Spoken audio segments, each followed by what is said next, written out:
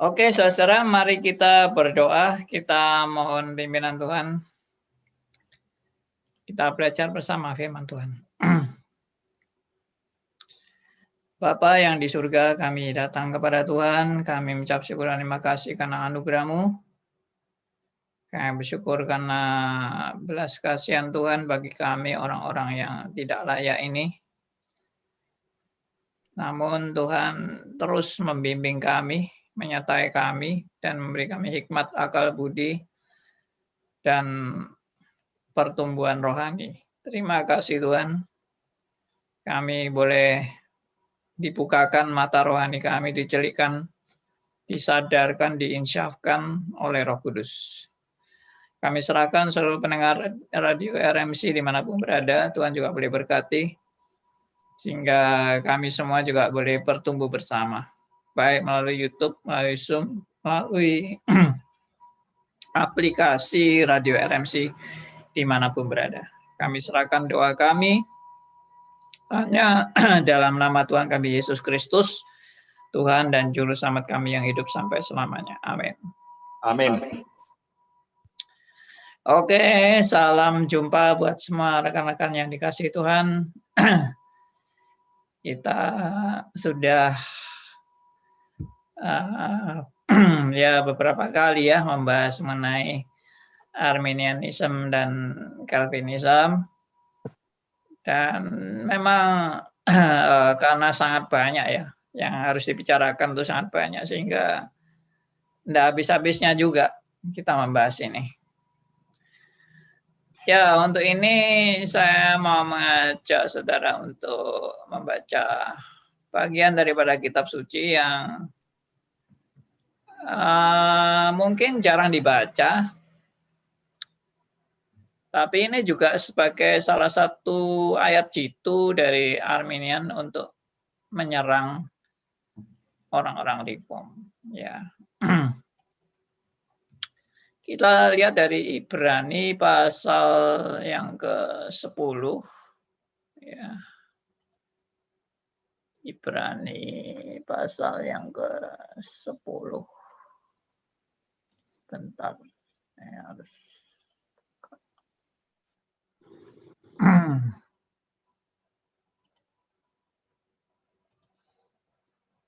ayatnya ayat 26 dan 27 ya. Ibrani pasal 10 ayat 26 sampai ayat 27. Silakan tolong dibaca. Oke, saya coba baca ya Pak. Jika terputus-putus boleh diinfo. Ibrani 10 ayat 26 dan 2. Putus-putus.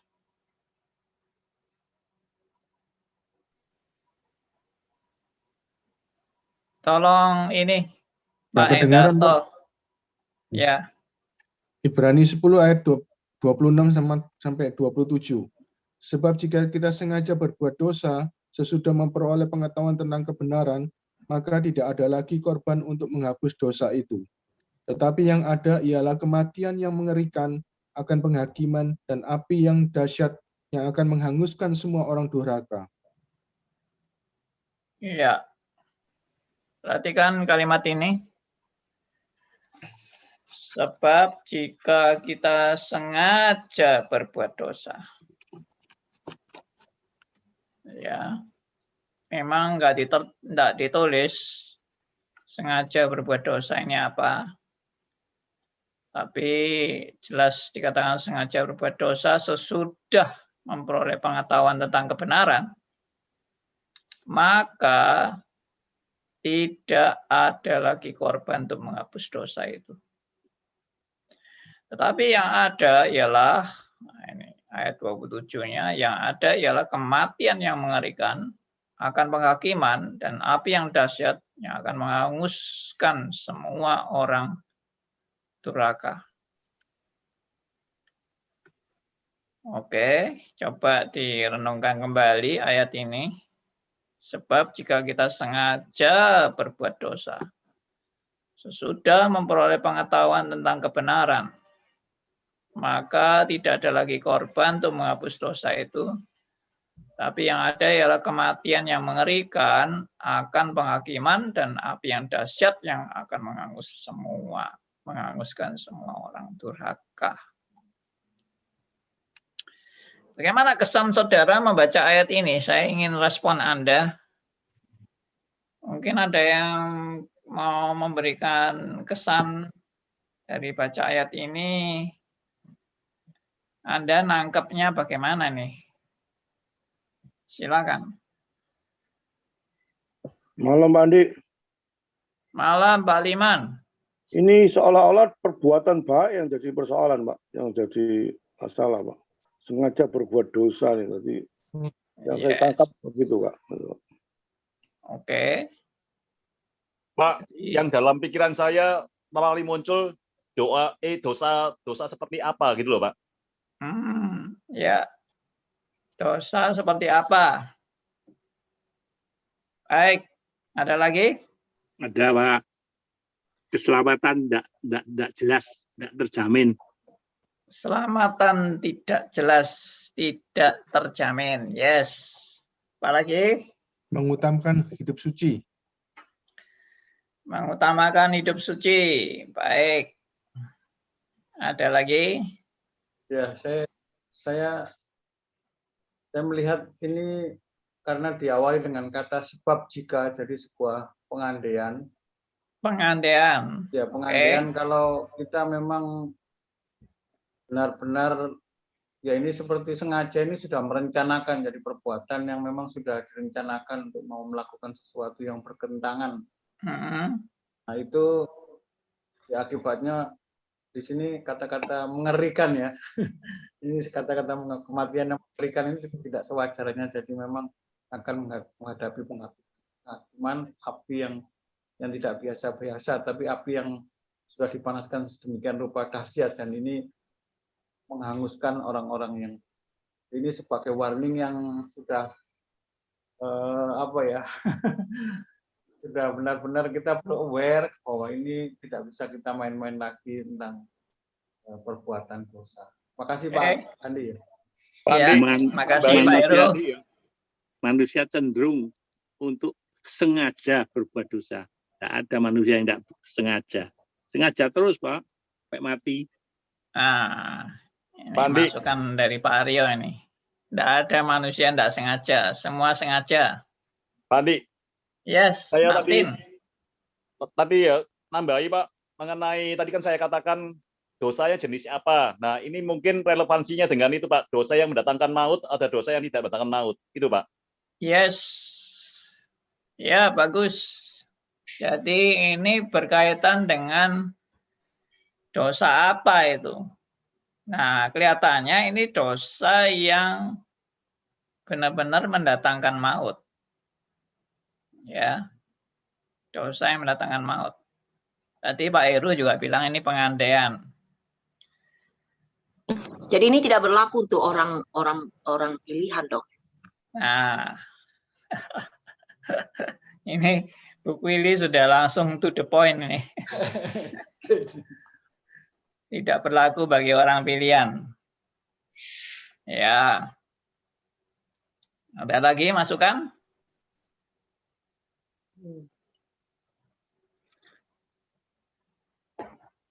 Baik. Nah, ini seperti yang Pak Aryo tadi bilang. Siapa sih yang tidak berbuat dosa? Nah, Pak Andi, ini bukan reprobate ya? Reprobate ya? Iya, ya. Nah, sebentar ya. Saya mau jelaskan dulu nih.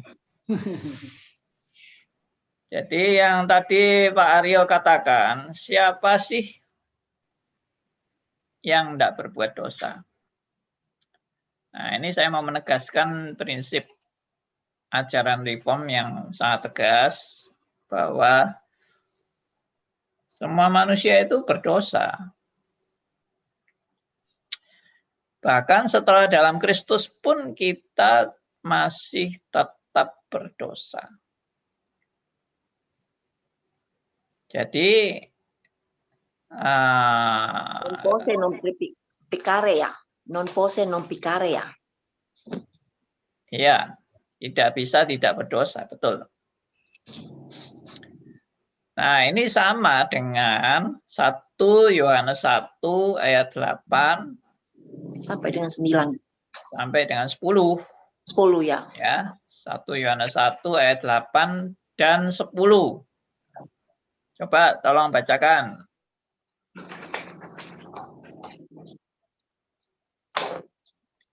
Sebab jika kita mengatakan kita tidak berbuat dosa, kita menipu diri kita sendiri. Kita tidak bersalah. Itu 1 Yohanes 1 8 sampai 9. Ya. 8 sampai 10. Bu Kwili tolong bacakan. Ayolah.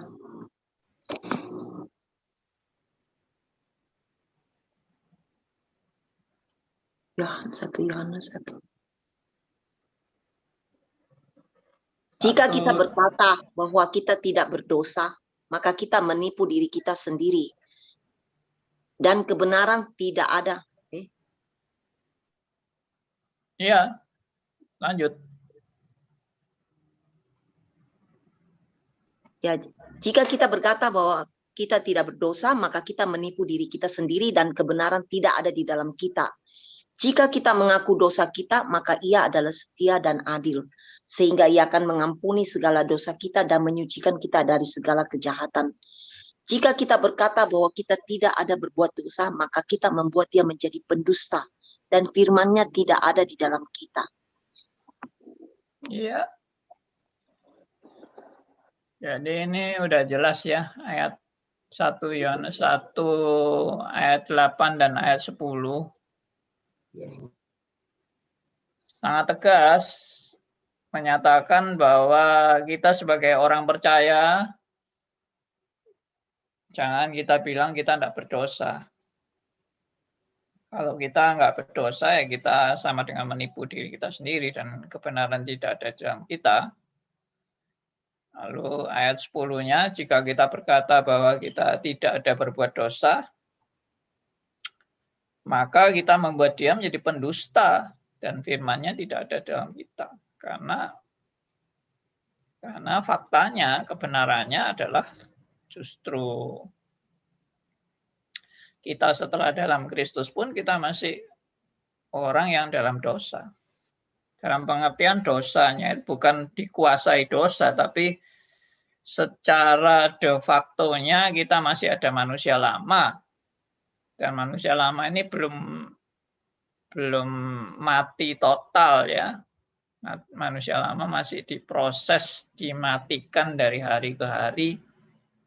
Tapi masih ada manusia lamanya, si akunya masih ada. Dan harus diproses makin hari makin dihancurkan, tapi belum sampai total. Tapi kita sudah tidak lagi dikuasai dosa dan tidak lagi berada di bawah kutuk dosa karena darah Kristus sudah membayar lunas semua hutang dosa kita.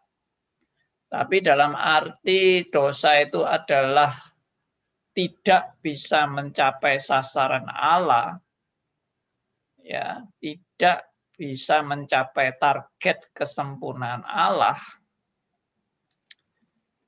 dan selalu meleset dari sasaran kesempurnaan Allah. Nah, itu saudara dan saya masih orang yang berdosa. Belum sempurna, belum suci 100%. Nah, dalam keadaan seperti ini, lalu kita kembali ke Ibrani tadi. Nah, ini sudah menunjukkan bahwa apa yang dimaksud dengan sengaja berbuat dosa. Sesudah memperoleh pengetahuan tentang kebenaran. Saya mau tanya, Anda setelah tahu kebenaran, Anda masih berbuat dosa enggak? Masih terus, Pak. Masih terus. Ya, jangan saya bilang, oh enggak Pak, saya sudah enggak ada dosa sama sekali. Nah, itu nanti Anda menipu diri Anda sendiri.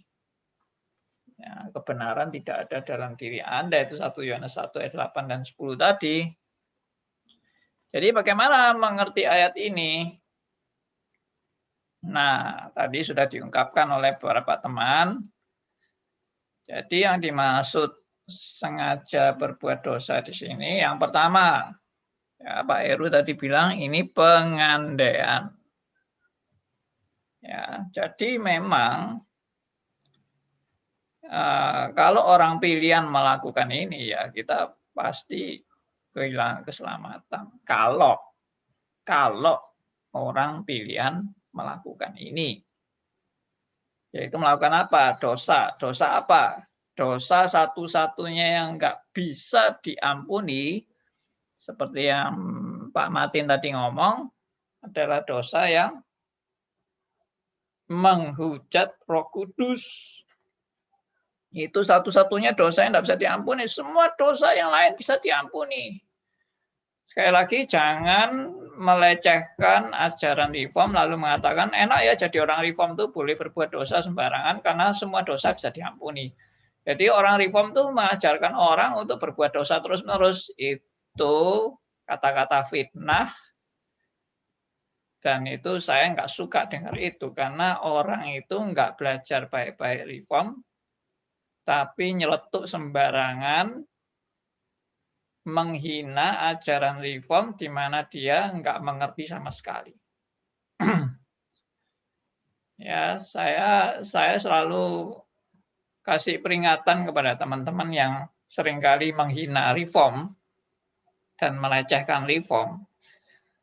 Ya, saya bilang kalau kamu nggak pernah baca bukunya John Calvin, antara lain seperti Institutio, ya baca 50 halaman aja deh, nggak usah banyak-banyak. Baca 50 halaman aja, kamu baca dari halaman pertama Institutio itu sampai 50 halaman. Kalau kamu nggak pernah baca itu, kamu jangan nyinggung reform sembarangan. Ya, karena sekali lagi jelas reform itu menekankan perubahan yang dari dalam, bukan menekankan perbuatan dari luar. Tapi perubahan yang dari dalam. Perubahan dari dalam itu apa ya? Perubahan hati kan. Itu penekanan ajaran reform, perubahan hati. Sedangkan perubahan hati itu pasti diikuti oleh perbuatan secara nyata. Ini ajaran yang sangat mendasar dan sangat logik. Karena itu reform itu tidak pernah menekankan perbuatan lahiriah sebagai standar. Perbuatan lahiriah itu bukan standarnya. Hal yang lebih penting dari perbuatan lahiriah adalah hatimu yang diubahkan oleh Roh Kudus. Hatimu yang diubahkan oleh pekerjaan Roh Kudus. Tanpa hati yang diubahkan oleh pekerjaan Roh Kudus, semua tindakan lahiriahmu, meskipun itu sangat bermoral, meskipun itu sangat kelihatan suci dan mulia, tapi itu nonsen karena tidak keluar dari hati yang diubahkan. Ya, segala perbuatan lahiriah yang tidak keluar dari hati yang diubahkan oleh Roh Kudus itu hanya tampilan dari luar saja. Hanya fenomena aja. Oke, kembali ke sini tadi. Jadi jika kita itu orang yang percaya ya, sengaja berbuat dosa yang membawa kepada maut, sesudah Anda memperoleh pengetahuan tentang kebenaran, maka tidak ada lagi korban untuk menghapus dosa itu. Jadi ini sejajar ayat ini dengan dosa menghujat Roh Kudus. Satu-satunya dosa yang tidak bisa diampuni. Ya. Nah, Maka kalau orang pilihan tuh seandainya menghujat Roh Kudus, memang betul-betul nggak bisa diampuni. Karena dia sudah melakukan dosa yang mendatangkan maut. Ya, ayat 27 sangat tegas dikatakan, tetapi yang ada ialah kematian yang mengerikan akan penghakiman dan api yang dahsyat yang akan menghanguskan semua orang durhaka. Nah, kata semua orang durhaka ini menegaskan bahwa ini bukan orang pilihan. Seandainya itu betul-betul dilakukan, maka itu hanya dilakukan oleh orang-orang yang durhaka. Nah, nampaknya mungkin kalau saya hanya menjelaskan seperti ini, orang Arminian tidak puas. Ya, Anda soalnya sudah punya presupposisi. Anda sudah a priori tentang ayat ini dengan memandang ayat ini enggak sungguh-sungguh bisa dilakukan oleh orang pilihan. Jadi Anda sudah menafsirkan dengan cara deduktif, yaitu Anda sudah punya konsep dulu, lalu konsep Anda ditanamkan ke dalam Alkitab. Nah, itu tidak boleh. Harus murni dari apa yang dimaksud Alkitab. Nah, kalau dari murni dari apa yang dimaksud oleh ayat Alkitab ini, ayat 26 dan 27, itu menunjukkan bahwa ini siapa saja, termasuk orang pilihan, termasuk orang bukan pilihan, kalau melakukan dosa dengan sengaja, dia akan binasa. Nah, saya tantang orang yang menantang kita untuk konsisten dengan ayat ini. Saya juga menantang orang Arminian. Kalau begitu Anda apakah yakin bisa selamat dengan ayat ini? Anda yakin bahwa Anda sama sekali bisa untuk tidak atau untuk bersih dari sengaja berbuat dosa sesudah memperoleh pengetahuan tentang kebenaran? Ini tegas loh, ini bukan menunjukkan berkali-kali loh, tapi ini menegaskan jika kita sudah tahu kebenaran lalu sengaja berbuat dosa, langsung divonis tidak ada lagi korban untuk menghapus dosa itu. Jadi beranikah Anda mengatakan setelah Anda tahu kebenaran, Anda tidak akan berbuat dosa dengan sengaja? Sama sekali tidak. Anda bersih dari dosa kesengajaan. Ayo, saya tantang. Siapa yang bisa luput dari ayat 26 dan 27? Sehingga Anda sama sekali tidak pernah berbuat dosa setelah Anda mengetahui kebenaran. Jujur aja. Ada, Pak. Ya, gimana Pak Endarto? Tidak ada, Pak. Tidak ada manusia. Iya. Makanya saya nantang orang Arminian itu, jujur aja kamu berani tidak mengatakan kamu tidak pernah berbuat dosa setelah tahu kebenaran. Kalau dia menjawab dengan jujur, ya Pak, saya juga pernah berbuat dosa setelah tahu kebenaran. Nah, kalau Anda ngaku, berarti Anda sudah termasuk kategori ini, bahwa Anda sudah tidak mungkin bisa dihapus dosa Anda. Dan Anda pasti mati dalam kematian yang mengerikan. Gimana? Ayo. Siapa yang Arminian? Mau jadi Arminian, mau jawab tantangan saya ini. Iya kan? Berarti saudara dan saya, kita semua, termasuk orang Reform juga masuk neraka semua. Orang Arminian juga masuk neraka semua. Dari ayat ini loh. Ayat 26 dan ayat 27 ini aja sudah. Kita semua sudah fail. Sudah. Tidak ada yang luput dari neraka. Tapi perhatikan, tadi presupposisi Reform sudah tegas. Ini bukan dosa-dosa sembarangan, tapi ini dosa yang berkaitan dengan menghujat Roh Kudus, karena satu-satunya dosa yang nggak bisa diampuni adalah menghujat Roh Kudus. Ini kita harus konsisten dengan ini. Sekali lagi, bukan lalu sembarangan berbuat dosa loh ya, boleh sembarangan berbuat dosa, toh nanti masuk surga. Bukan, itu bukan pikiran orang yang diperbarui oleh Roh Kudus. Tapi orang yang diperbarui Roh Kudus sadar dirinya selalu tidak pernah sempurna di hadapan Allah. Dia sadar juga. Meskipun dia tidak ingin berbuat dosa.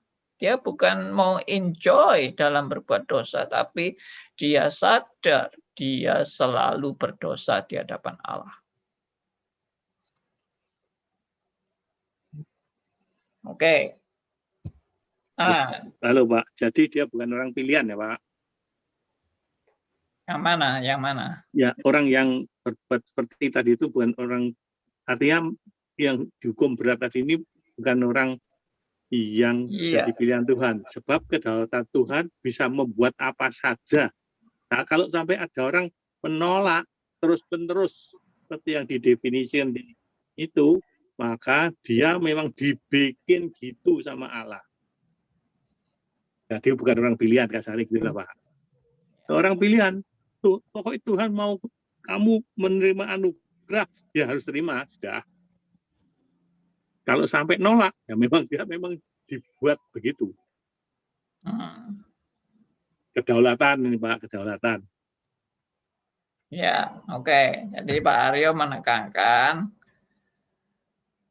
yang bisa berbuat seperti ini adalah orang yang bukan pilihan. Ya, karena kalau orang pilihan tidak akan melakukan dosa seperti ini. Dosa apa itu? Ya, dosa menghujat Roh Kudus. Dosa menghujat Roh Kudus itu apa? Menolak. Ada yang masih ingat? Menolak terus-menerus. Menyangkal Tuhan Yesus. Yes, menolak Yesus Kristus. Mati. Terus-menerus seumur hidupnya sampai mati. Ya itu karena dibuat begitu sama kedaulatan Allah. Dengan kata lain kaum reprobate ya Pak Andi. Yes, reprobate. Paling boleh saya berpendapat tuh sedikit Pak, boleh Pak? Silakan Pak Liman. Kalau Pak Andi bilang bahwa ini dosa membawa maut katanya Pak ya. Ini kan katanya Pak Andi gitu, ini dosa membawa maut. Kalau saya pikir Pak ya, ini cuma diskusi Pak ya. Sengaja tidak Pak, ditampilkan lagi Pak. Ayatnya Pak ditampilkan tolong Pak. Kalau ayatnya bentar. Nah, sebab jika kita sengaja berbuat dosa, Pak. Kata sengaja ini, Pak, tidak mungkin semua orang sengaja, Pak. Kalau di dalam bahasa Inggrisnya itu karena saya to be continue, Pak. To be continue, sebab nggak mungkin orang Kristen tuh berbuat sesuatu yang to be continue. Maksud to be continue kalau saya lihat ada orang Kristen yang jatuh dosa dan hidup dosa. Itu yang saya pikir, Pak. Orang Kristen bisa jatuh dosa, bisa. Tapi hidup dosa, kok nggak bisa? Itu penafsiran saya. Bukan masalah dosa, sama enggak, Pak. Nggak mungkin orang Kristen, orang pilihan sungguh-sungguh anak Tuhan, tidak mungkin berbuat hidup dengan dosa. Itu dalam dosa, Pak. Itu yang saya maksud, Pak. Bukan masalah dosa maut apa enggak mautnya, Pak. Ini nggak mungkin orang Kristen sungguh-sungguh bisa menikmati dosa, istilahnya gitu, Pak. Hidup dalam dosa. Itu yang menurut pikiran saya. Betul apa enggak, Pak? Betul. Oke. Nah, ini mungkin yang pintar bahasa Inggris ini. Nah, ini for if we sin deliberately after receiving the knowledge. Ini pengandaian ya, for if. Ya, itu tadi jika. Ya. Nah, deliberately sama dengan sengaja itu Pak. Deliberately itu dengan sengaja. Nggak sengaja ya. Oke. Selalu sengaja kok. Ini terjemahan King James. For every sin willfully after that we have received the knowledge. Willfully itu seenak-enaknya gitu. Ya. Sawenak ya. Ya itu manusia memang. Nah, karena apakah orang pilihan bisa melakukan dosa itu seenaknya atau dengan istilahnya dengan menikmati terus-menerus? Mau-maunya. Hati nuraninya pasti nggak tenang, Pak. Nah, cuma gini, saya mau kasih pertimbangan begini.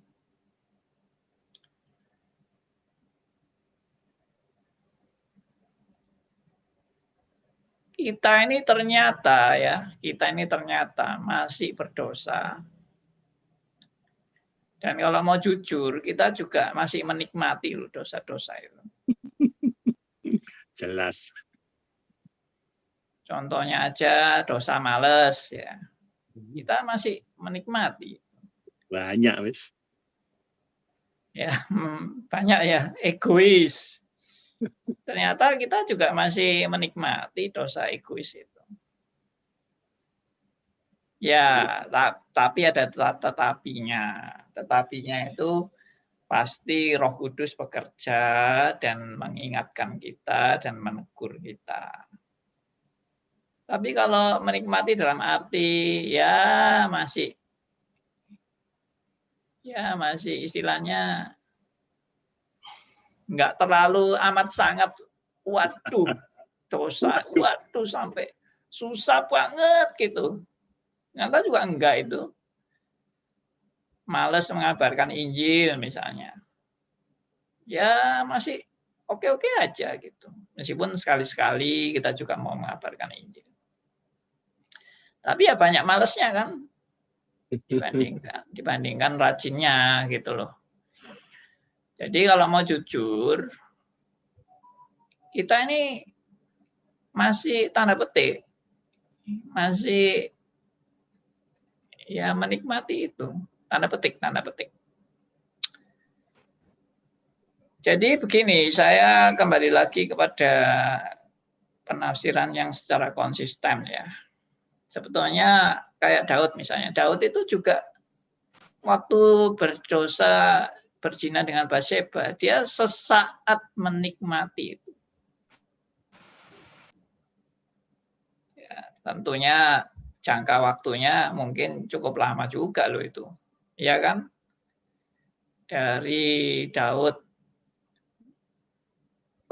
meniduri Batseba sampai ketahuan hamil, kira-kira berapa lama itu? Pak, dari ngintip dulu, Pak. Iya. Nggak tiba-tiba langsung tidurin, Pak. Ya, iya, betul. Dari tergoda melihat kecantikan Batseba, lalu sampai meniduri, sampai hamil, itu berapa lama? Itu kan menikmati. Sampai dia mengangkat Salomo jadi raja itu loh, Pak. Itu menunjukkan masih hubungan sangat baik itu. Sampai raja. Enggak. Maksud saya sebelum ditegur sama Nathan itu kan. Jadi sampai dia punya strategi membunuh Uria, suaminya Batseba itu. Dia mau membunuh Uria itu masih dalam tanda petik dia memang mulai gelisah itu ya, karena takut ketahuan kan. Tapi dia nikmati, artinya dia enggak bertobat itu. Waktu harusnya anak yang diangkat dari raja yang bersih dari Batseba. Itu masih terus, dia Pak. Punya niat, Pak. Raja loh, Pak, mengangkat penerusnya loh. Itu jelas berpihak ada Batseba. Tapi enggak dong, waktu Salomo itu juga atas perintah Tuhan itu. Repot repot wis. Atas perintah Tuhan gitu. Repot. Tapi gini, kembali lagi ke maksud saya ini sebenarnya adalah sebetulnya kita ini kalau mau jujur ya kita masih menikmati dosa. Cuma bedanya adalah ya pasti Tuhan itu mengingatkan dan menegur dan bahkan mungkin memukul kita, menghajar kita ya dengan hajaran-hajaran itu. Jadi kembali lagi menurut saya yang dimaksud di sini berbuat dosa itu dosa yang benar-benar nggak bisa diampuni. Memang nggak bisa diampuni. Jadi coba ditegaskan di sini. Setelah sengaja berbuat dosa sesudah memperoleh pengetahuan tentang kebenaran. Ya, coba terjemahan lama gimana? Karena jikalau kita berbuat dosa dengan sengaja, kemudian daripada kita telah beroleh pengenalan akan yang benar itu, maka tidak ada lagi ya sama. Ya. Jadi dalam hal ini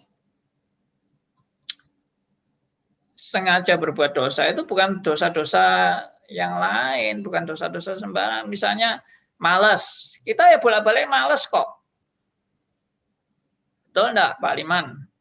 Kita ya seringkali natur kita juga natur malas, egois. Kita juga bolak-balik masih egois. Munafik. Ya kita juga bolak-balik masih tergoda munafik. Ya kan? Jadi itu dosa yang terus-menerus berulang-ulang dari si aku yang masih muncul. Makanya tadi saya nantang orang Arminian, siapa sih orang Arminian yang betul-betul tidak punya dosa? Ayo angkat tangan. Para Arminian ini loh. Berani tidak angkat tangan? Ya, nggak ada kan? Nah, jadi ini adalah dosa yang berkaitan dengan dosa yang tidak bisa diampuni, yaitu menghujat Roh Kudus, dan itu hanya dosa yang dilakukan oleh orang bukan pilihan. Kalau tadi Pak Aryo bilang itu sudah disetting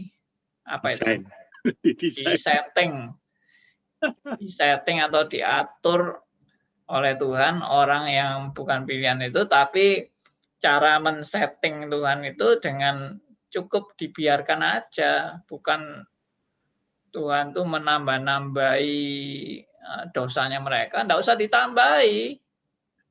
Itu cukup dengan anugerahnya ditarik. Ya. Sudah langsung bablas. Contoh terbaik Paulus, Pak. Paulus orang top. Ya. Tapi seumur hidup dia kualaan. Saben kali aku niat baik, langsung jatuh. Terus dia menyesal. Lagi berbuat baik, langsung jatuh lagi seumur hidup. Yes. Itu yang saya maksud menikmati itu merasa enjoy gitu loh Pak. Ya Pak ya. Ya makanya. Kita dosa lagi, tapi kita tidak mungkin karena kita sejati enjoy dengan dosa, tidak mungkin Pak. Kita mesti berzina. Aduh enak. Ya makanya. Makanya enjoy itu kan istilahnya seumur hidup sebetulnya. Seumur hidup itu enjoy dalam dosa, dan dosanya itu bukan sembarang dosa. Dosanya itu adalah menolak Yesus sebagai Tuhan dan Juru Selamat. Karena dosa-dosa yang lain itu masih bisa diampuni. Gitu loh. Contohnya ya orang sebelum dalam Kristus. Dia kan juga menikmati dosa orang yang sebelum dalam Kristus itu.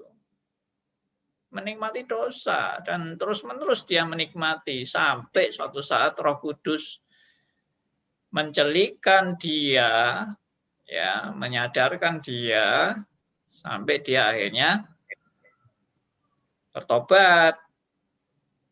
Dan kembali lagi setelah dia bertobat, apakah dia tidak pernah berbuat dosa lagi? Ya pernah juga dia berbuat dosa lagi. Ya. Tapi tentunya berbuat dosa di sini tadi saya bilang memang pasti diingatkan oleh Roh Kudus, dan dosanya sudah dia masuk dalam proses yang namanya proses pengudusan. Ya, tapi untuk kenikmatan sementara itu masih ada. Karena kalau kalau sudah tidak ada sama sekali ya kita sudah benar-benar bersih. Ya. Oke. Jadi saya setuju dengan Pak Liman yang menegaskan tidak mungkin berkanjang dalam dosa. Orang yang berkanjang dalam dosa itu orang yang tidak menyadari dosanya. Tapi dia menikmati dan dia terus-menerus justru makin hari makin dalam, ya makin dalam atau makin apa itu bahasa Jawanya makin jeru, ya makin terjerumus dalam dosa-dosa yang dia nikmati itu, dan terus-menerus sampai mati. Kalau saya terjemahkan gini, bagaimana Pak? Kalau di paradoksnya kami ambil, jadi orang berkali-kali jatuh bangun. Yang satu tambah jeru, yang seperti Pak Andi maksudkan, yang satu tambah makin sadar. Wih, aku kok seperti ini ya, nemenin ya itu. Jadi setiap kali dia berbuat dosa, dia menyesal. Tapi seperti kapok lombok, lagi menyesal lagi. Kalau orang yang tidak pilihan, tadi tambah enak, tambah jeru, tambah addiction. Nah ini tidak, saben kali dia berbuat, langsung, aduh, aku kok gini lagi ya. Lagi, berbuat lagi. Aduh, nah aduhnya itu makin lama makin tinggi, Pak. Makin tinggi, akhirnya makin benci dosa. Jadi makin tidak berdaya sampai dia bilang, Tuhan tolong hanya anugerah-Mu saja yang bisa menyelamatkan aku. Aku sungguh-sungguh minta pertolongan-Mu. Tapi kok yang lain berkanjang tadi itu. Ini bedanya berkanjang enggak, Pak. Lawannya, tapi perbuatannya sama. Oke. Saya mau kasih poin yang paling penting ya dalam perbedaan orang pilihan dan bukan pilihan. Orang bukan pilihan tuh tetap bisa menyesal. Tetap bisa menyesal akan dosa-dosanya dan bahkan bisa memperbaiki dosa-dosanya. Untuk dia tidak lagi berkanjang dalam dosa, misalnya perzinahan misalnya. Orang bukan pilihan bisa untuk menyesal dalam dosa perzinahan dan dia tidak mau berzina lagi, itu bisa. Tapi ada tapinya. Ya. Bedanya sama orang pilihan yang menyesal juga. Kalau orang pilihan itu menyesal akan dosanya, dia menyesal dengan datang kepada salib Kristus. Nah, itu bedanya di situ. Dia datang kepada salib Kristus. Dia mengaku ketidakberdayaan dia di dalam dosa-dosa yang dia lakukan. Dia tidak berdaya. Hanya salib Kristus adalah solusinya. Dan Tuhan mengingatkan itu. Tapi kalau orang bukan pilihan, dia justru merasa mampu untuk mengatasi dosa-dosanya dengan kesalehan tanda petik yang dia lakukan. Jadi dia merasa sanggup untuk menyelesaikan dosanya dengan kesalehan. Tapi dia tidak sadar kesalehan itu pun jebakan dosa yang dia nikmati juga. Jadi saudara jangan menyempitkan definisi dosa itu selalu yang jelek-jelek, perzinahan, pembunuhan, ya kemunafikan, apa segala macam. Tapi dosa yang dinikmati banyak orang adalah kesalehan yang dibangga-banggakan. Itu juga dosa. Kesalehan yang dibanggakan itu juga dosa. Itu kalau secara standar moral itu bukan dosa, itu bukan kesalahan, itu saleh, betul-betul suci, betul-betul menjaga hidup yang bersih. Nah, tapi itu dosa yang dinikmati. dosa yang dinikmati. Nah, justru orang dalam Tuhan itu menyadari saya bukan apa-apa. Dan saya seharusnya patut dibinasakan. Namun hanya karena kasih karunia Allah, Tuhan berbelas kasihan bagiku. Nah itu tanda-tanda orang pilihan itu seperti itu. Oke, saya mau kembali kepada ayat tadi. Saudara tahu nggak? Ternyata ini ada kuncinya, ada ayat kunci menjawab semua ini. Ini saya yakin orang Arminian seharusnya bertobat kalau membaca ayat kunci ini. Di mana ayat kunci itu? Nah, ayat kuncinya itu di sini.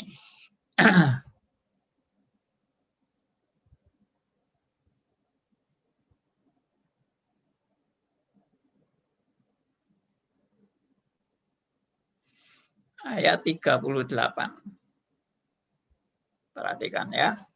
Tetapi orangku yang benar akan hidup oleh iman.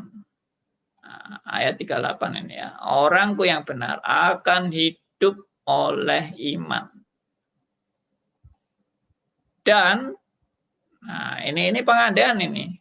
Dan apabila ia mundurkan diri, maka aku tidak berkenan kepadanya. Nah, ini orang Arminian masih, nah ini kan buktinya. Orang benar pun akan bisa mengundurkan diri dan Tuhan tidak berkenan kepadanya. Tapi ini tidak berhenti di ayat 38. Dilanjutkan 39. Tetapi ini jawabannya, finalnya ini. Tetapi kita bukanlah orang-orang yang mengundurkan diri dan binasa. Tetapi orang-orang yang percaya dan yang beroleh hidup. Nah, ini ayat 39 ini benar-benar final. Tetapi kita, jadi kata-kata di atas itu pengandaian memang.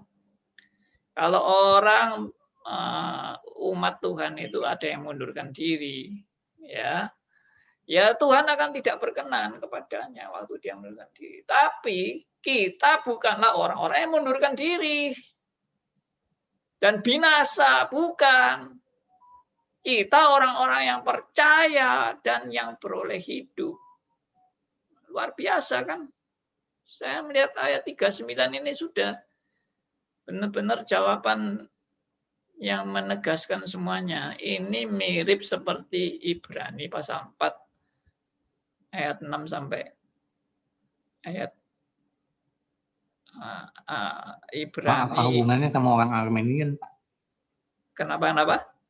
Apa hubungannya dengan yang Armenian yang ayat 38-39 ini? Loh, kalau orang Arminian bilang orang pilihan itu bisa binasa. Tapi ayat 39 menegaskan kita bukan orang-orang yang binasa. Kita adalah orang-orang yang percaya dan yang beroleh hidup. Ya, paham, Pak? Ya.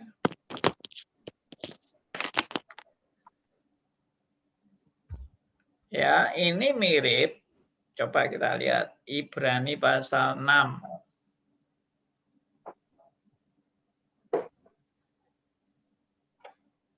Nah, saya ajak saudara baca Ibrani pasal 6. Ini yang pernah kita bahas kan? Ayat 4 sampai 6. Sebab mereka yang pernah diterangi hatinya, yang pernah mengecap karunia surgawi, dan yang pernah mendapat bagian dalam Roh Kudus, dan yang mengecap firman yang baik dari Allah dan karunia dunia yang akan datang, namun yang murtad lagi, tidak mungkin dibaharui sekali lagi sehingga mereka bertobat, Sebab mereka menyalibkan lagi anak Allah bagi diri mereka dan menghinanya di muka umum. Ini perhatikan, yang murtad lagi. Ya, memang orang kalau murtad itu dia tidak akan dibarui lagi. Karena murtad itu berarti kan meninggalkan Tuhan selama-lamanya. Ya, nah perhatikan. Tapi dari ayat 6 ini dijawab di ayat 9. Perhatikan ayat 9. Tetapi hai saudara-saudaraku yang kekasih, sekalipun kami berkata-kata demikian tentang kamu, kami yakin, yakin apa? Bahwa kamu memiliki sesuatu yang lebih baik, yang mengandung keselamatan. Yang lebih baik, yang mengandung keselamatan. Berarti ayat-ayat yang di atas tadi itu tidak mengandung keselamatan. Nah, jadi ini mirip dengan Ibrani 10 tadi.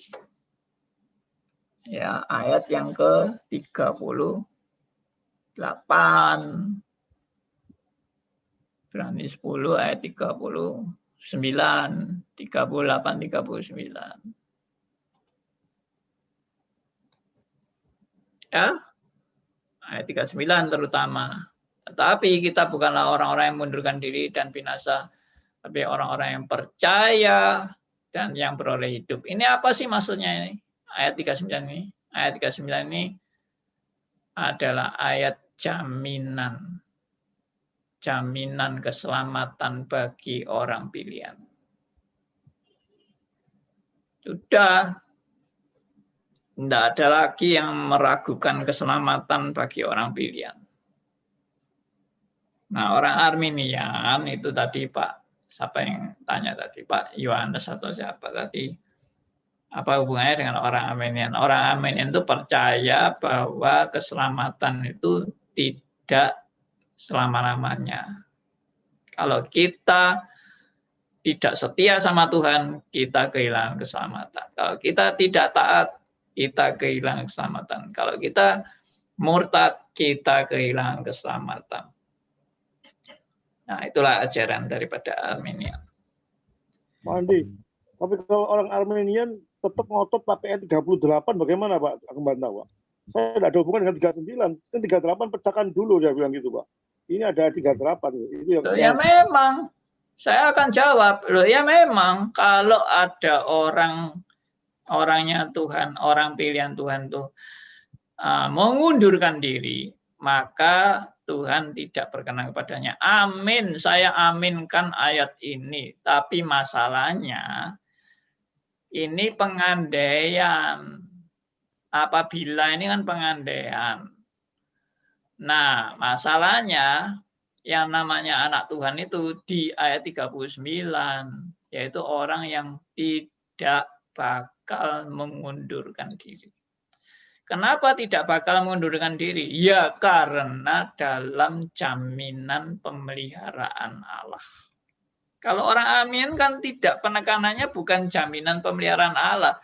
Orang Arminian penekanannya adalah saya harus sanggup setia. Saya harus menunjukkan ketaatan kepada Tuhan. Saya.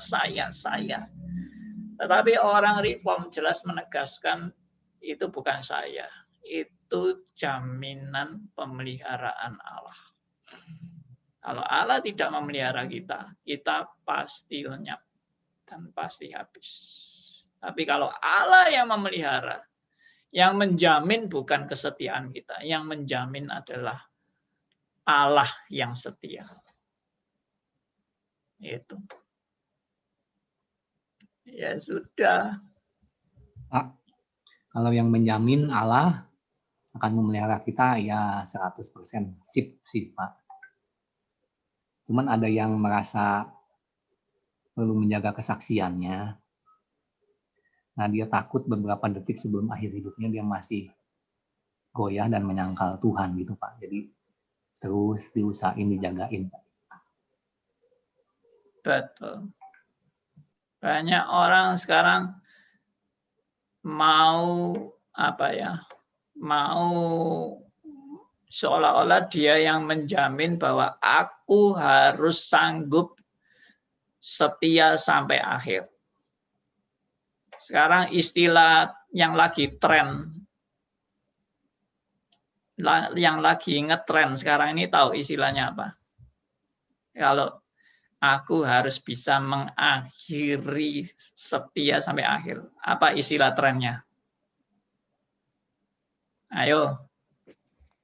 Saya kasih tebakan. Hah? Finishing well. Yes. Tepat 100 bagi Pak Stefanus. Sekarang ini yang lagi ngetren itu adalah finishing well. Bolak-balik saya lihat kita harus finishing well. Kita harus finishing well. Saya terus terang agak ya istilahnya agak geli dengan istilah itu. Gelinya apa?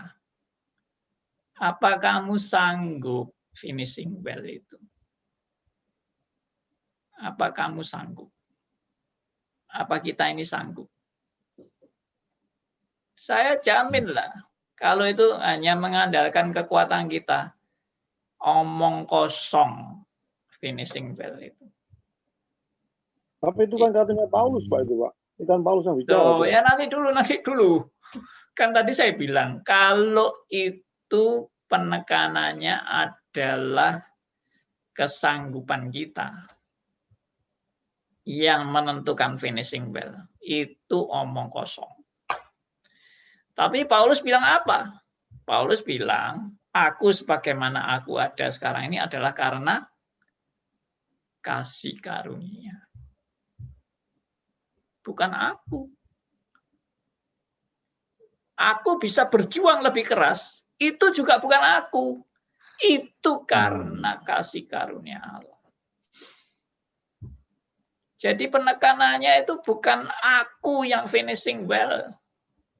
Yang bikin finishing itu adalah Allah. Kalau aku tidak pernah well, sampai detik kematian pun, aku tidak pernah sanggup untuk bisa betul-betul finishing well di hadapan Allah. Nggak sanggup. Coba Anda selesaikan semua dosa Anda waktu mau mati. Benar-benar selesai nggak? Nggak ada yang sanggup. Saudara, masih banyak dosa-dosa yang saudara sendiri sudah lupakan. Ya toh? Apa ingat dosanya satu-satu soalnya saudara perbuat? Hah? Apalagi kalau dosanya saudara tidak sadari. Saudara bisa nggak menyelesaikan dosa yang saudara tidak sadari? Ya tidak mungkin malahan. Banyak dosa yang belum beres waktu kita mati. Dan yang membuat finishing well siapa? Kristus.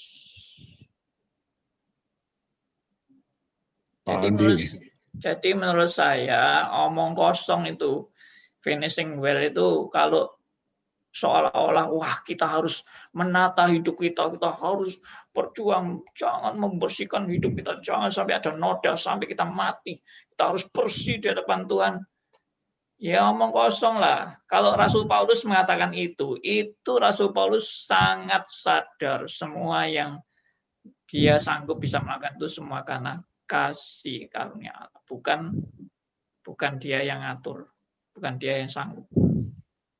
Ya Pak Keki, silakan.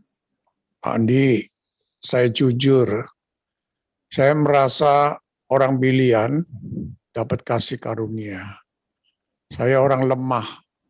Ya. Saya sejak di dalam Kristus 29 tahun, saya jatuh bangun terus. Tapi memang minta ampun, tapi saya merasa saya orang pilihan, keselamatan tidak bisa hilang. Yes. Maka itu sebagai orang Kristen, enaknya itu kalau single terus nggak bagus, harus nikah. Nah, saya nikah ini baru bisa hidup sesuai dengan kehendak Tuhan yang Tuhan harus inginkan. Begitu Pak Andi. Tapi ya masih ada sedikit, misalnya kalau bisnis masih ada. Iyalah Pak. Ada sedikit kebohongan sedikit gitu loh. Kalau ya, harganya gitu. Kalau betul-betul sudah tidak ada kan sudah jadi malaikat Pak Keki. Iya, makanya itu. Makanya luar biasa Pak Andi Halim menjelaskan itu. Saya tahu maksudnya Pak Liman tadi itu harus suci murni lah. Gitu loh. Tapi nggak sanggup. Maupun nggak suci murni pun kalau nggak bayar perpuluhan dapat hasil banyak, tidak bayar perpuluhan pun tetap dosa. Bayar pun juga dosa, Pak. Kenapa? Bayar pun juga tetap dosa, meskipun bayar. Bayar pun tetap dosa. Iya. Mungkin bayarnya nyolong duit Tuhan ya dosa. Diluruskan Pak Andi, saya enggak maksudnya suci murni, enggak, bukan itu maksud saya. Ya. Saya juga paham Pak Liman.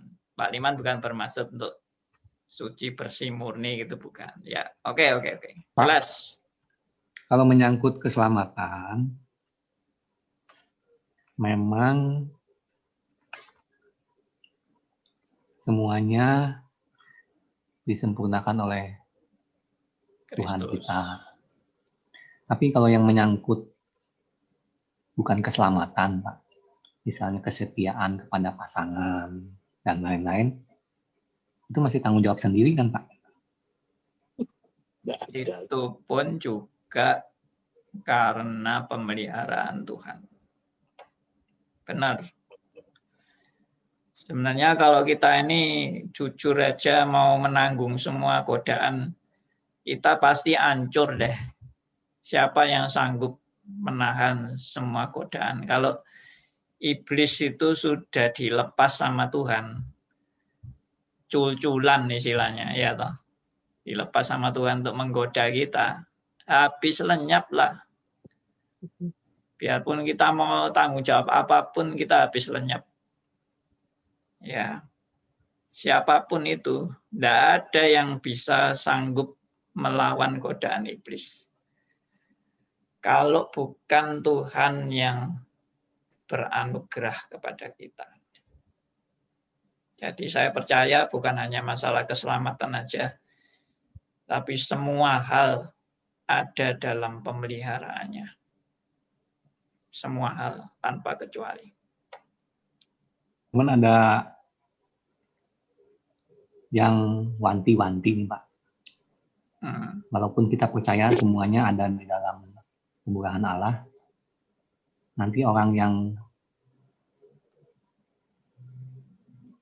merasa seperti itu ya udah, kita nggak perlu terlalu kerja keras, kan semuanya anugerah Allah gitu Pak. Nah itu jangan jadi hyper Calvinism ya kan. Makanya yang saya sangat menekankan tuh ayat yang Rasul Paulus sendiri ini ya ungkapkan di 1 Korintus 10 ayat 15 itu. Jadi coba tolong dibacakan deh 1 Korintus 10 ayat 15.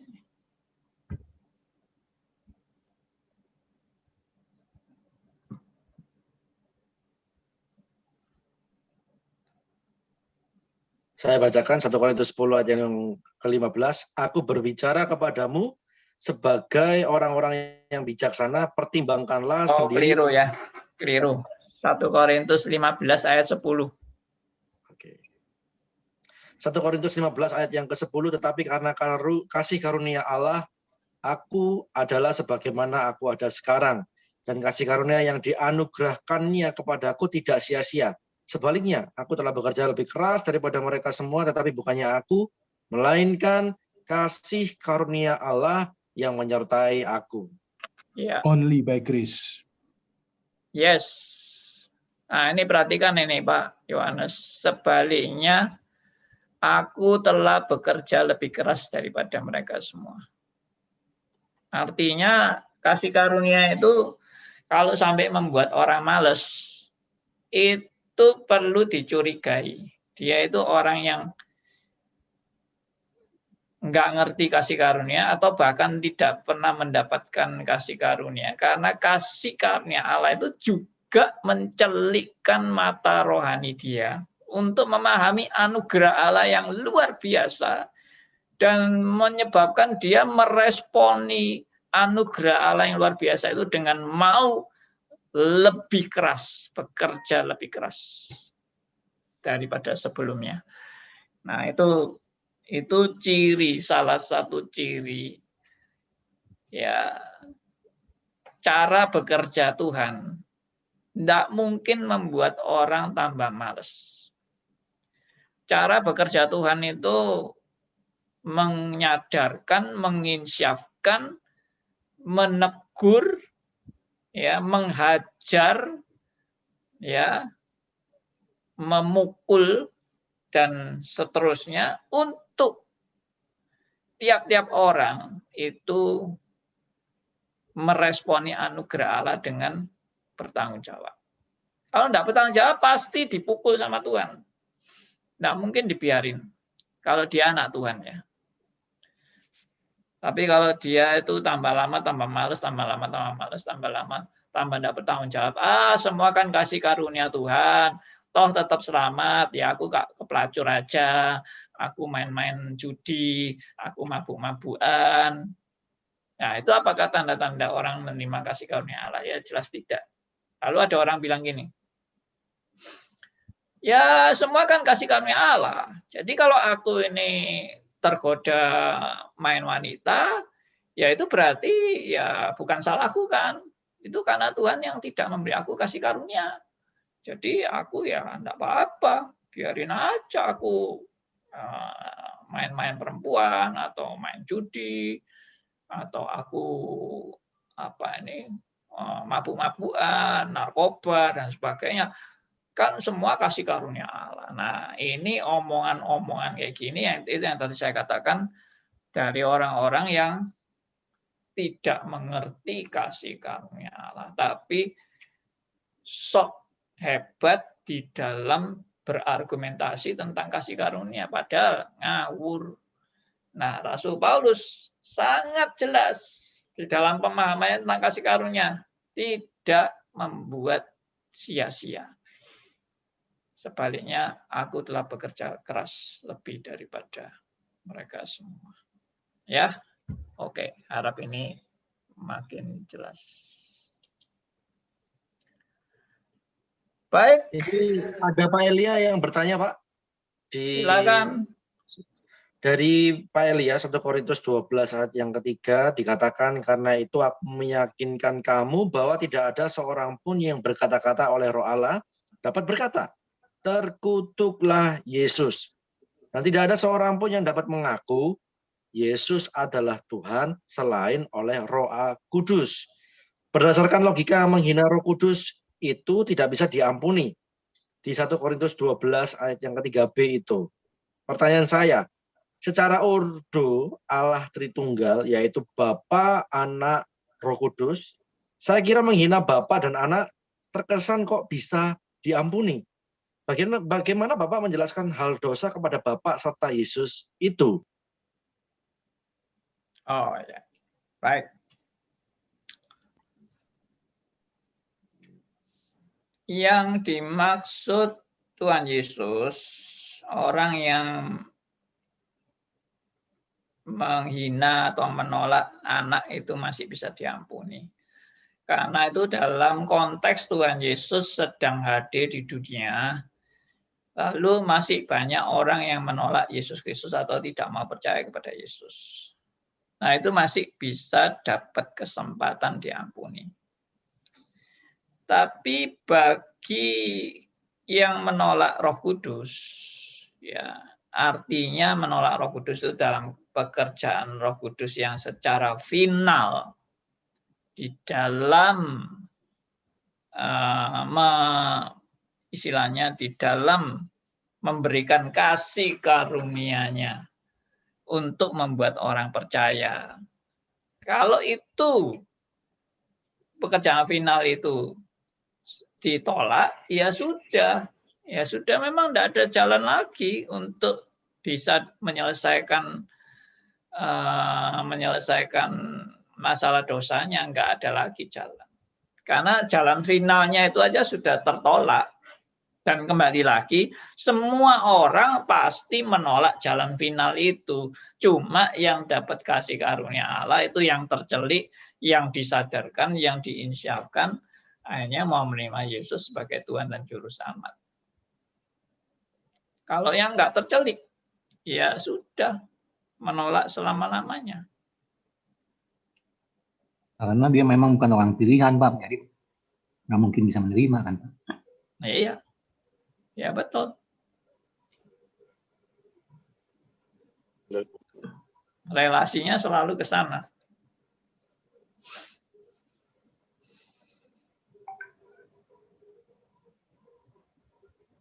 Ya, sudah terjawab kan?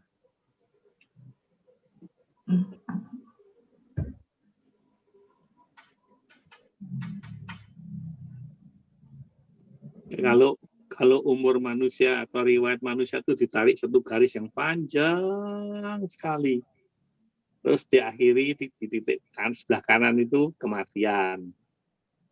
Arminian berpatokan pada akhir itu, pada titik akhir itu bagaimana neracanya. Jadi kalau akhir hidupnya dia menolak Tuhan, ya sudah, ya wis. Padahal kalau reform ditarik mundur sampai kekekalan. Di zaman kekekalan itu sudah ditentukan kue mati, kue hidup. Ya. Jadi memang kontras kedua pendapat ini. Yang satu akhir, yang lain awal, yang kekal sana itu sebelum dunia dijadikan sudah ditentukan, ABC sudah ditentukan kok. Kontras mereka ini. Ya. Yang satu awal, yang satu akhir.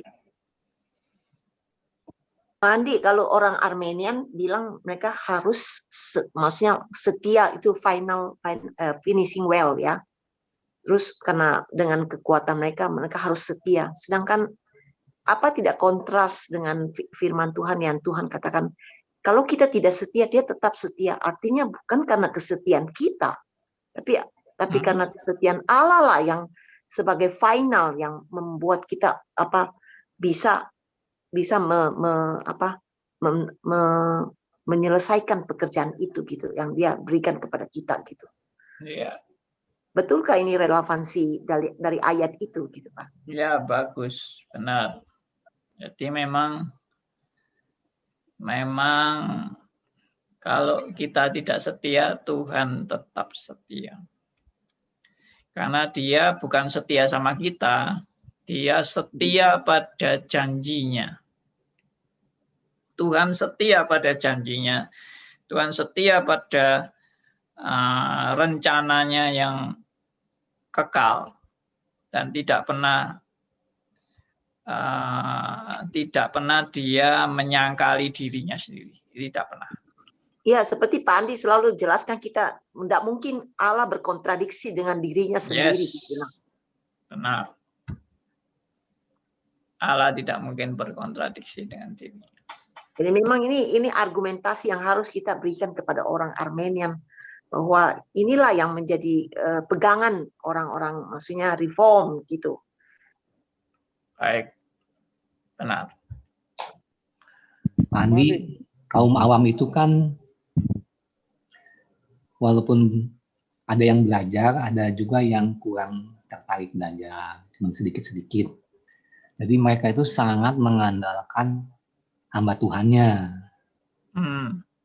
Nah, kalau hamba Tuhannya udah bilang, ya tadi keselamatan ditambah usaha sendiri, para hamba Tuhan yang banyak dan yang sudah senior dan yang sudah bertahun-tahun, semua mengajarkannya begitu. Ya, sebagai kaum awam, yang belajarnya sedikit gitu kan, nggak sebanyak yang dipelajari oleh para hamba Tuhan, yang nggak berani nentang gitu ya, tetap ikut sih gitu. Seperti kita kalau misalnya ajaran kita pegangnya Calvin nih, semua hamba Tuhan bilang pegang Calvin gitu kan. Ya kita percaya sekali selamat. Kalau dia para hamba Tuhannya mengajarkan begitu, mana berani dia beda sendiri gitu Pak. Oke, good. Andi, saya mau share. Bentar. Saya mau jawab dulu ini Pak Yohanes ini. Tahan dulu Pak. Begini, saya aminkan itu. Memang kita ini jemaat cuma bisa ikut apa kata pendeta. Apalagi kalau itu pendeta-pendeta senior yang mengajarkan tentang misalnya ya ajaran Arminian lah. Ya jemaatnya pasti ikut dong. Itu saya aminkan. Termasuk saya dulu juga begitu. Tapi saya tetap percaya pada providensia Allah, alias pemeliharaannya bagi orang-orang pilihannya. Jadi saya percaya anak Tuhan yang sejati itu tidak akan terus-menerus tanda petik dalam kekeliruan pemahaman akan kebenaran. Kalau dia pernah keliru, suatu saat Tuhan akan mencelikkan mata rohaninya dan memberi dia pengertian hikmat bijaksana yang daripada Tuhan untuk mata rohaninya terbuka. Siapapun itu. Ya contohnya saya sendiri. Saya dulu juga cuma Kristen KTP. Saya terus juga diajarkan teologinya Arminian. Saya diajarkan juga karismatik. Saya ikut mati-matian karismatik dan Arminian itu saya ikut habis-habisan. Tapi Tuhan terus menuntun saya sampai saya akhirnya dicelikan dan dibukakan mata rohani saya. Bahkan saya dulu sangat menolak reform. Waktu di sekolah Alkitab pun saya masih menolak reform. Dan cara Tuhan mempertobatkan saya jadi reform itu pada saat saya justru saya tidak kuliah. Pada saat saya sedang praktek pelayanan waktu itu. Tuhan membuka mata rohani saya. Jadi saya percaya bahwa Tuhan itu tidak akan membiarkan domba-dombanya itu keliru terus. Tuhan akan mencelikkan, Tuhan akan menyadarkan, Tuhan akan menginsyafkan melalui cara-cara Tuhan pada tiap orang secara unik. Cara Tuhan tidak selalu sama. Ya, lihat saja contoh-contoh orang-orang yang mungkin dari agama lain sampai bisa pindah Kristen dengan cara-cara unik Tuhan. Mungkin juga tidak melalui pengabaran Injil, tapi melalui kegelisahan hatinya dan sebagainya. Lalu atau baca-baca sendiri, baca Alkitab sendiri dan sebagainya. Ya, ada yang juga melalui pengabaran Injil juga ada. Jadi cara Tuhan itu menyadarkan dan menginsyafkan itu 1001 macam cara.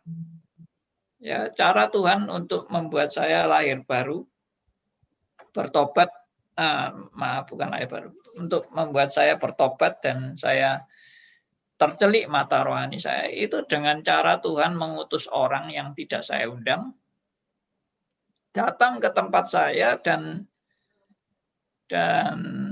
saya minta waktu sama dia ngomong sampai 3 jam.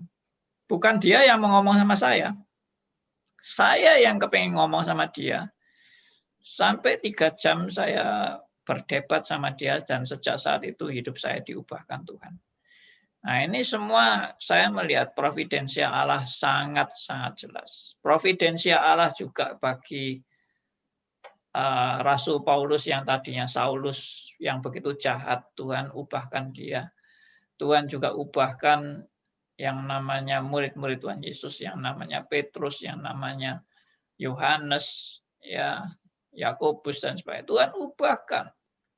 Ya, bahkan kalau yang di Perjanjian Lama seperti Naaman, Rahab, dan sebagainya, orang-orang yang justru di luar Israel, Tuhan bisa jangkau. Nah, ini membuktikan semua adalah providensia Allah, memilih orang-orang pilihannya untuk diubahkan hidupnya.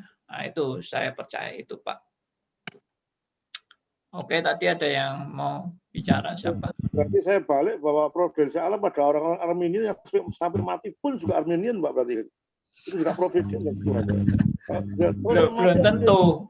Ada orang Armenian yang bisa jadi reform. Nah, faktanya ada, Pak, orang Armenian sampai mati di Armenian terus, Pak. Oh iya, ada juga. Tapi ada juga yang berubah, ya toh? Enggak, saya maksud tidak berubah, bagaimana itu kan domba-dombanya itu, Pak, ya. Nah, yang tidak berubah itu I don't know. Aku tidak berani menghakimi. Mungkin pada detik dia mau mati baru jadi reform.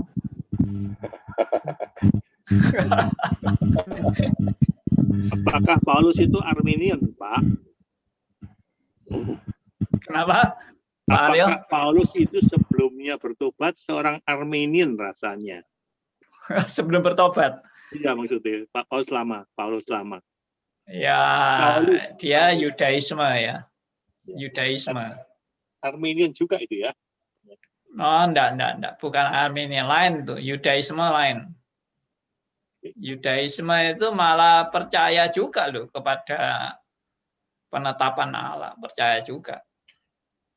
Yudaisme itu. Nah, saya mau tanyakan Pak Andi, ini satu doktrin kadang-kadang disalahgunakan, Pak. Pernah saya dulu di gereja dulu, Pak, ada seorang jemaat yang sudah banyak pengetahuan mengenai predestinasi macam-macam, Pak. Dan dia berpacaran, Pak. Lama pacarannya. Lama-lama pacaran, mau menikah, ternyata dia putus.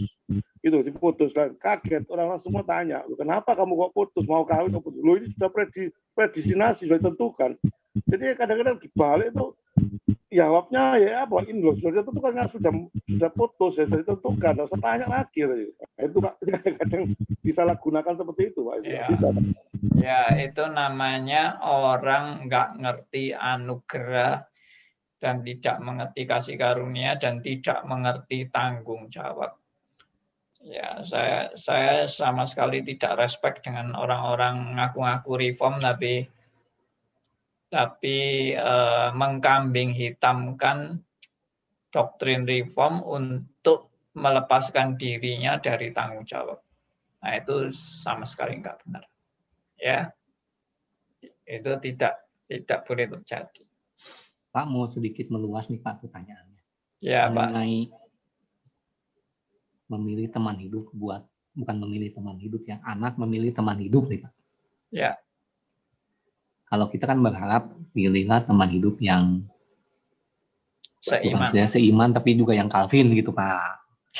Nah, ini ada hamba Tuhan yang mengajarkan seiman saja, karena Alkitab juga mengatakan seiman gitu. Misalnya yang seiman itu ya berarti dia sudah percaya Tuhan Yesus sebagai juru selamatnya. Bisa Katolik, Armenian, Pantekosta, dan yang lain-lain lah gitu Pak. Nah itu kan bisa, kalau sudah sampai jadi dan diberkati, ya nanti kan bisa memikul salib tambahan sendiri gitu Pak. Di rumah ada dua pegang, yang minimal ada dua pegangan kan, satu yang Calvin, satu yang non Calvin gitu Pak. Kayak lengkap ya Pak ya.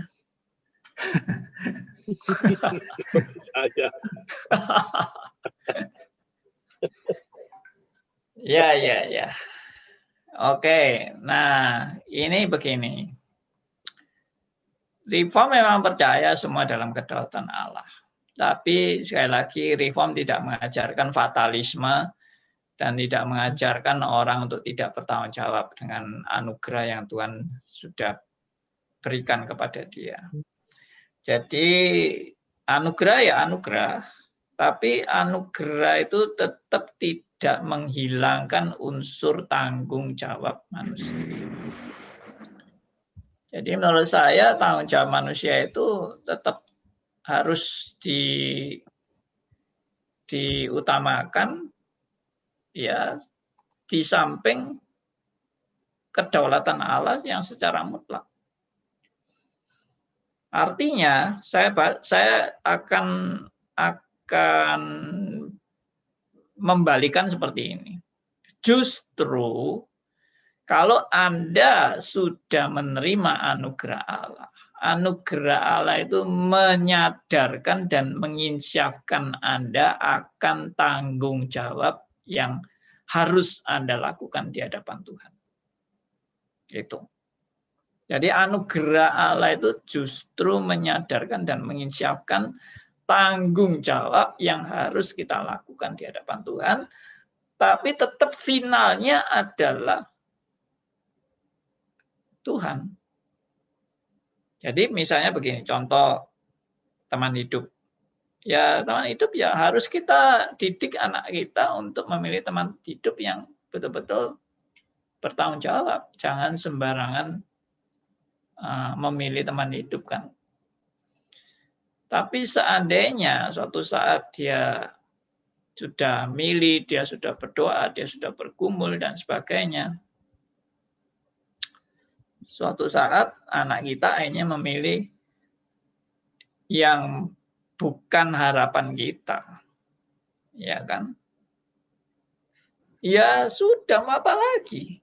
Kalau itu akhirnya menjadi pilihan finalnya dia, karena anak kita sudah dewasa. Kita tidak bisa membuat dia jadi robot kan, untuk harus menuruti keinginan kita. Tapi kita kasih peringatan. Kita kasih peringatan. Ya, kita bilang bahwa oke, dia sudah dewasa, dia sudah mengambil keputusan yang dipertimbangkan baik-baik, dan kita kasih peringatannya kan, semua itu risikonya begini. Kamu kalau memilih ini, risikonya begini. Memilih itu, risikonya begini. Dan seterusnya. Jadi setelah ini kamu harus siap menanggung semua akibat dari keputusanmu. Kalau kamu oke, siap, ya sudah. Ya berjalanlah di dalam keputusan yang dia sudah ambil. Dan saya tetap doakan dia supaya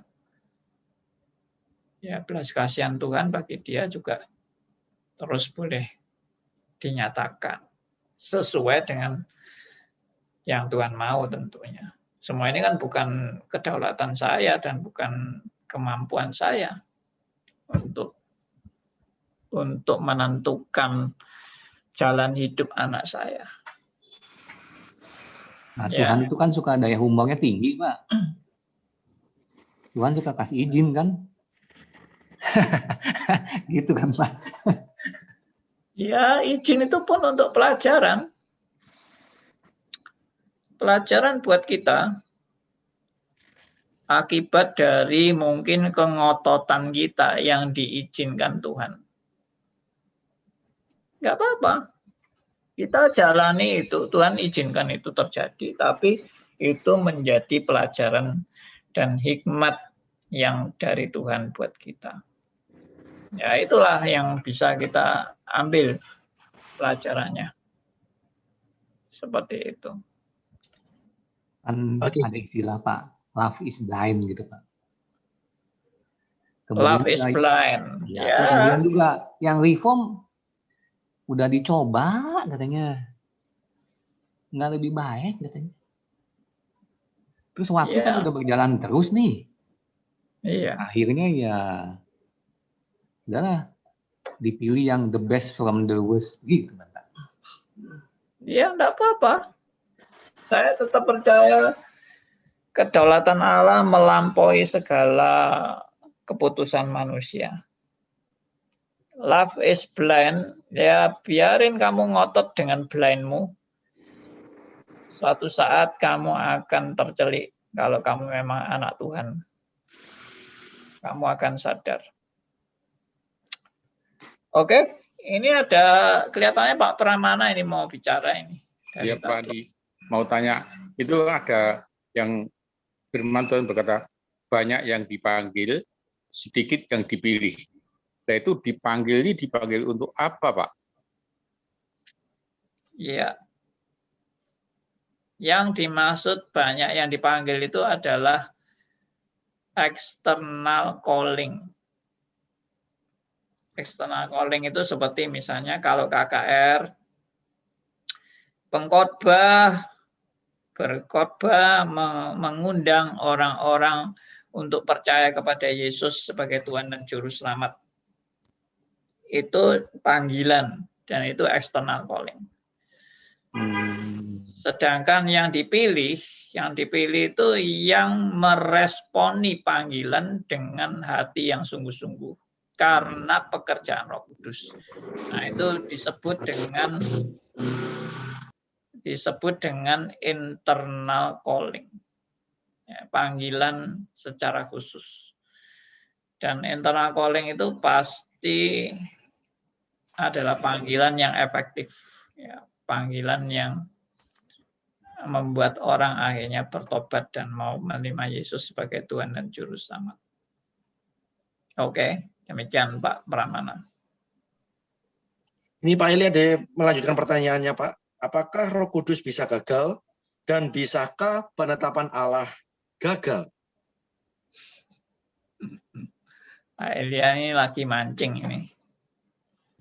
Wow, masuk stres ini harus sekolah stres dulu, Pak. Pak Elianya. Ya, oke. Kalau Roh Kudus, ya, kalau Roh Kudus gagal itu tidak mungkin gagal. Ya, dan rencana Tuhan juga tidak mungkin salah. Tidak mungkin ada rencana Tuhan juga yang gagal. Tidak ada lah. Makanya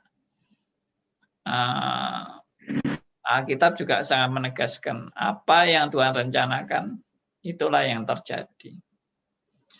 Apa yang Tuhan tidak rencanakan, tidak pernah terjadi. Ya, sudah sangat tegas itu. Ya, manusia boleh memikir-mikirkan jalannya, tapi Tuhan yang menentukan arah langkahnya. Ya, itu ayat itu menegaskan dua hal. Satu, tanggung jawab manusia. Satu, keputusan Tuhan yang pasti terlaksana. Amsal 16 ayat yang ke-9. Coba tolong dibacakan. Amsal 16 ayat yang ke-9. Hati manusia memikir-mikirkan jalannya, tetapi Tuhanlah yang menentukan arah langkahnya. Yes. Hati manusia memikir-mikirkan jalannya. Tapi Tuhan yang menentukan arah langkahnya. Ya, apapun itu, ya saya percaya Tuhan sedang bekerja, Tuhan sedang mengarahkan, Tuhan sedang mendidik, Tuhan sedang menghajar, dan Tuhan sedang menggenapkan rencananya yang agung dan mulia. Oke? Ya, hari ini betul-betul mantap dan sudah jam 9:05. Yes. Saya serahkan kembali kepada Yusak. Memang seru Pak ya, apalagi diskusi sudah di 10 menit pertama sudah ada diskusi sampai akhir. Dan kita harapannya kalau teman-teman juga bisa aktif seperti ini, sehingga kita bisa bertukar pikiran dan juga lebih belajar lagi mengenai banyak hal, mumpung ya masih diberi kesempatan ketemu dengan Pak Andi Halim. Amin. Baik, nantinya kita akan bertemu kembali di hari Kamis besok ya, di jam yang sama dari jam 7:30 malam sampai jam 9 malam. Masih membahas yang sama Kak, Pak? Masih sama. Masih sama di sesi yang ke-16. Jadi buat teman-teman segera dicatat di jadwalnya di handphonenya masing-masing. Baik, kita akan tutup dengan doa. Silakan Pak Andi. Ya, saya kali ini minta Pak Aryo yang pimpin doa. Di-unmute dulu Pak Aryo. Mic-nya belum. Ya. Banyak sekali tanya jawab dengan guru kami, sehingga banyak hal yang sebetulnya sudah dipelajari tapi ditegaskan lagi sehingga kami makin mantap. Tuhan berkati guru kami dan berkati kami juga murid-muridnya supaya selalu siap untuk menerima pengajaran dari Tuhan sendiri. Terima kasih Tuhan. Amin.